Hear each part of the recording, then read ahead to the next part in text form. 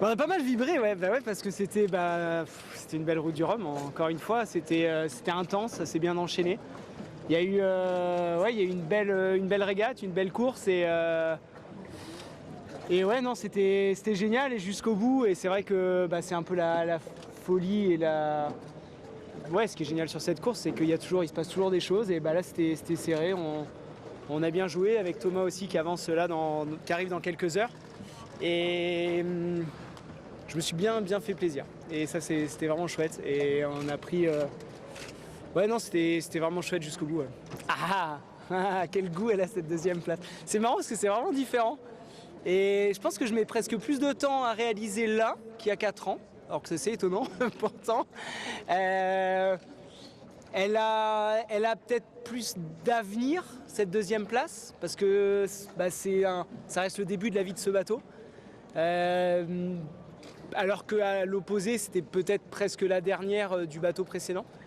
Donc je trouve que c'est une deuxième classe qui a du potentiel, qui a de l'avenir, qui augure de belles choses par la suite. Et ça, c'est plutôt chouette. Toujours un peu impatient, et c'est vrai que forcément, il y a un petit peu de déception. On aurait forcément aimé être devant. Mais voilà, déjà, arriver à faire une deuxième place sur la route du Rhum, c'est quand même c'est pas rien. Je suis content de ce que j'ai fait, de ce qu'on a fait avec le bateau. Le bateau je pense, a encore progressé par rapport à l'an dernier. On avait vraiment des phases où on allait très vite. Et voilà, et donc ça laisse augurer plutôt de belles choses pour la suite. Ouais. Je pense que il le mérite vraiment. Je trouve un peu en deux temps.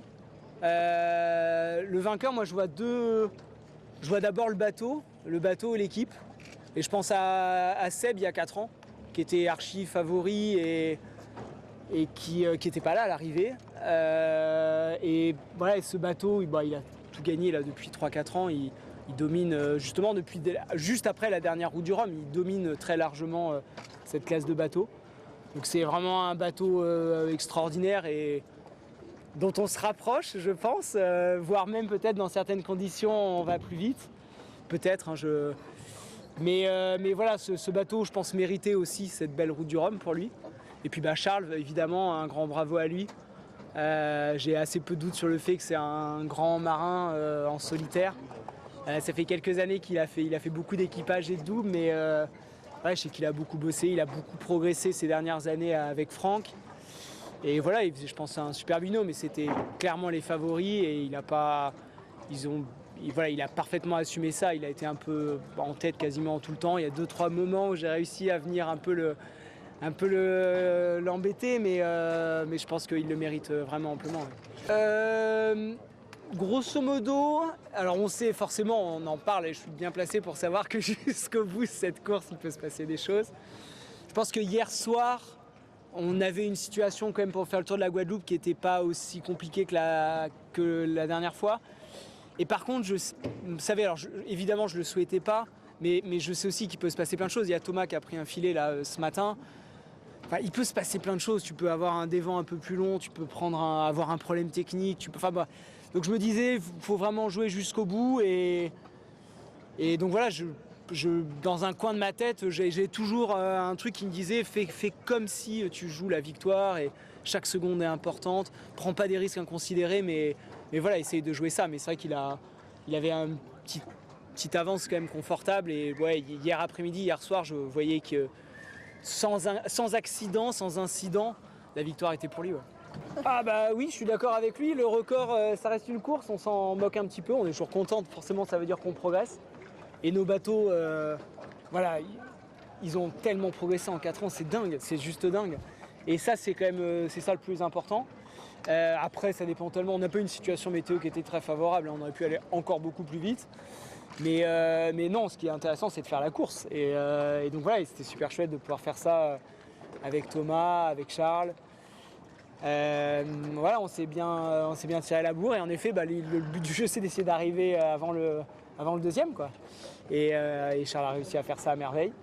Et puis moi, pas cette fois-ci, mais parfois les deuxièmes places ont aussi des petits goûts de victoire. Et alors, c'est pas une victoire, mais comme il y a 4 ans, ça reste une course dont je suis fier. Une belle course. Ouais, une course dont je suis content pour le bateau, pour l'équipe, pour moi. Je me dis que ça reste quelque chose de, ouais, dont on peut regarder derrière avec l'équipe et se dire voilà, on a fait du bon boulot. On peut faire encore mieux. On peut encore progresser. Il y a encore plein de choses à améliorer. Mais malgré tout, on n'a pas à rougir et on peut être fier de ce qu'on a fait. Ouais. Alors je suis content. Je suis content, ça fait plaisir de l'apprendre. Moi, ce que je sais en tout cas, c'est que c'est ma 3e route du Rhum. À chaque fois, c'est dingue. Et donc je suis content.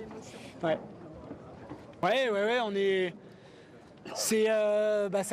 Pour nous, c'est le début d'une histoire. Hein. C'est vrai que je continue à apprendre vachement avec lui. C'était la première fois en solitaire pendant quelques jours. Enfin, tu vois, il y a eu des entraînements, etc. Non, c'est un super. Je pense que la connexion avec le bateau était vachement forte sur cette course, peut-être encore plus que pour moi il y a 4 ans. On avait vécu on était un peu un couple habitué il y a 4 ans, tu vois.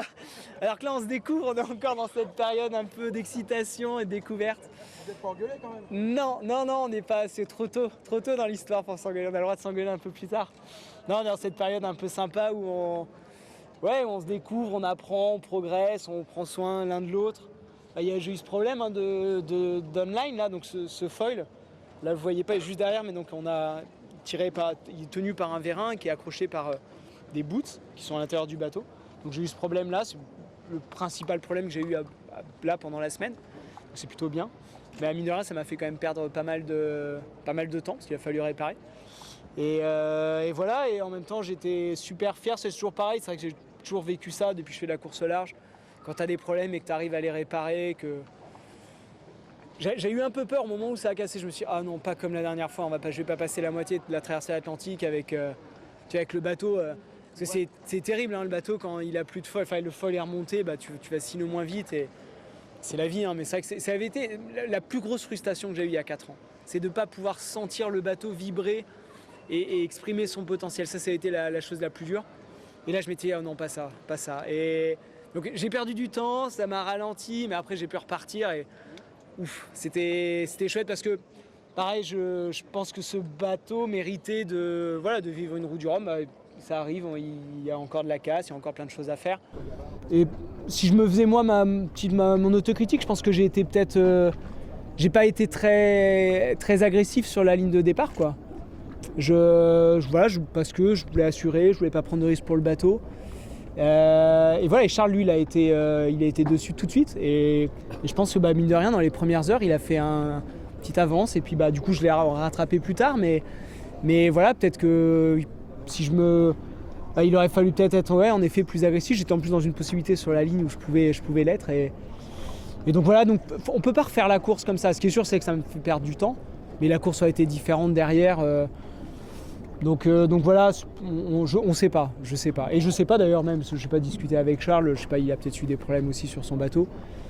Mais c'est vrai que si je regarde la trace en même temps, il n'y a pas beaucoup... je me dis pas, il y a plein d'erreurs et plein... Non, oui, il y en a, et toujours des choses à améliorer, mais en moyenne, la trajectoire, elle est propre et il n'y a pas eu beaucoup de moments où le bateau, il n'était pas à 100%.